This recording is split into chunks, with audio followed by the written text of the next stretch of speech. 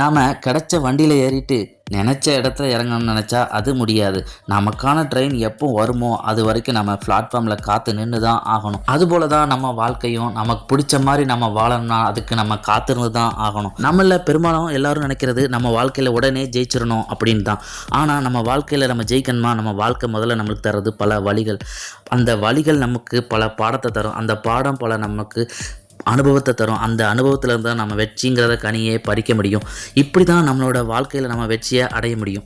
ஆனால் ஜெயிக்கிறதுக்கு எந்த முயற்சியுமே எடுக்காமல் நான் ஜெயிச்சிருவேன் மட்டும் வாயால் மட்டும் வடை சுட்டுட்டு நேரத்தையும் காலத்தையும் வேஸ்ட் ஆக்கிட்டு இருக்கீங்க. ஒன்று மட்டும் சொல்கிறேன், புரிஞ்சுக்கோங்க. 1,00,000 உங்கள்கிட்ட இருக்குன்னு வைங்களேன், அதை நீங்கள் எப்படியோ இழந்துட்டீங்க. ஆனால் அதை உங்களால் மறுபடியும் சம்பாதிக்க முடியும். அதுக்கப்புறம் உங்களோட உடல் ஆரோக்கியம், நீங்கள் அதை இழந்துட்டீங்க, அதையும் உங்களால் மீட்டெடுக்க முடியும், உங்களோட ஆரோக்கியத்தை. ஆனால் ஒரு நொடி அதை உங்களால் எவ்வளோ விலை கொடுத்தாலும் அதை மீட்டெடுக்க முடியாது.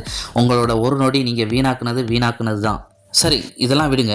நான் ஒரு விஷயம் சொல்கிறேன். அதாவது நீங்கள் ஒரு வெற்றியை நோக்கி, ஒரு டார்கெட்டை நோக்கி உங்களோட உழைப்பை போடுறீங்க. உழைப்பை போட்டு அதில் நீங்கள் கடுமையாக உழைக்கிறீங்க. ஆனால் நீங்கள் அதில் தோற்று போயிடுறீங்க.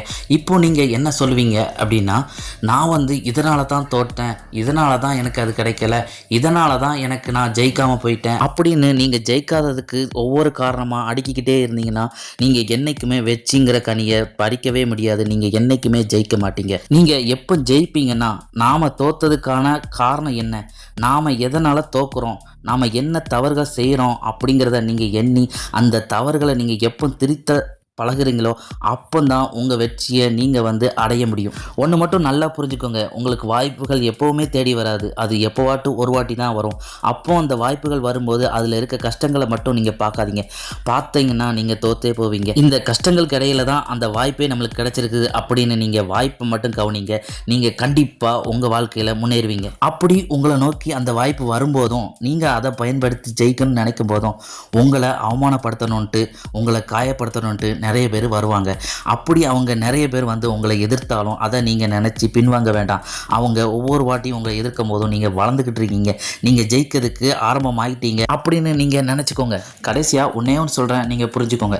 அதாவது நீங்கள் வாழ்க்கையில் ஜெயிக்கணும்னு நினச்சி போராடும்போது நீங்கள் ஜெயிக்கிறீங்களோ தோற்கிறீங்களோ அதை பற்றி நீங்கள் யோசித்து கவலைப்படாதீங்க.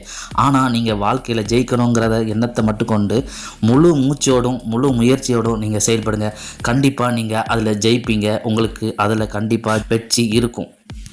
இந்த வீடியோ உங்களுக்கு பிடிச்சிருந்தா லைக் பண்ணுங்கள், ஷேர் பண்ணுங்கள், கமெண்ட் பண்ணுங்கள். இதே மாதிரி அடுத்த ஒரு வீடியோவில் உங்களை மீட் பண்ணுறேன். Bye friends.